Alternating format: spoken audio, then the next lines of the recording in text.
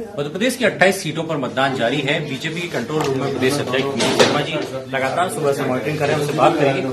Sir, आज मतदान हो रहा है, किस तरीके से देखते हैं?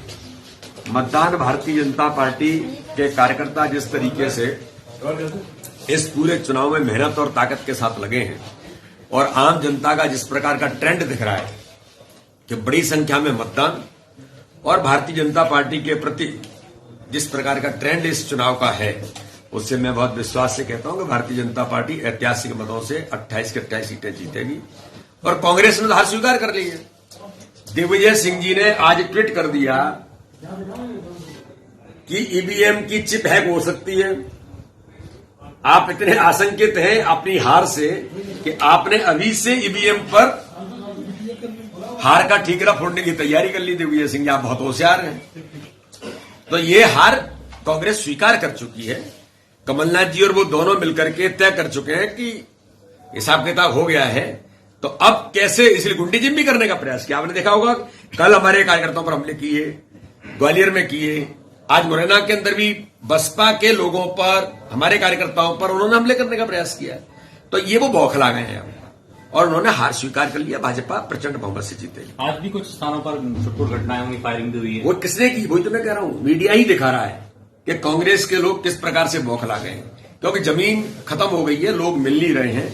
तो अब वो आनंद फानंद में गुंडागर्दी करके जिस दिशा में बढ़ना चाहते हैं, जनता तो स्वीकार करने वाली है नहीं। जनता ने जवाब दे दिया। हमारा कार्यकर्ता बूथ बूथ पर बहुत ताकत के साथ खड़ा है, चाहे दिग्विजय सिंह हो, चाहे कमलनाथ जी हो या उनके गुंडे हो। इनका हिसाब किताब करना वो जानते हैं। इसलिए बूथ पर शांतिपूर्ण मतदान हो और भारतीय जनता पार्टी के कार्यकर्ताओं के ताकत के बल पर, मेहनत के बल पर चुनाव प्रचंड बहुमत से हम जीते। कमलनाथ हनुमान भक्त थे, आज गुफा मंदिर जाके शिव जी की पूजा भी कर रहे हैं। भैया, हम तो सभी हनुमान भक्त हैं। भगवान राम हमारे आराध्य, हमारे मर्यादा पुरुषोत्तम है। अगर कमलनाथ खुद ही मर्यादा पुरुषोत्तम है तो फिर अब क्या बचा है इस देश के अंदर? जो आदमी खुद को मर्यादा पुरुषोत्तम है, मतलब वो क्या होगा? और हनुमान जी को आज के बाद भी कमलनाथ जी याद रखेंगे तो अच्छा है। और ये जो इस प्रकार के ढोंग जो है ना, ये जनता, कमलनाथ जी आपको बेहतर जानेगी मध्य प्रदेश की कि आप क्या हैं। इतना झूठ, और भगवान को तो छोड़ो कम से कम आज के दिन, कि भगवान से भी झूठ बोल रहे हो आप। अभी आपने कहा कि मैंने ओमकारेश्वर, मैंने महाकालेश्वर और ये सब विकास के काम मैंने किए।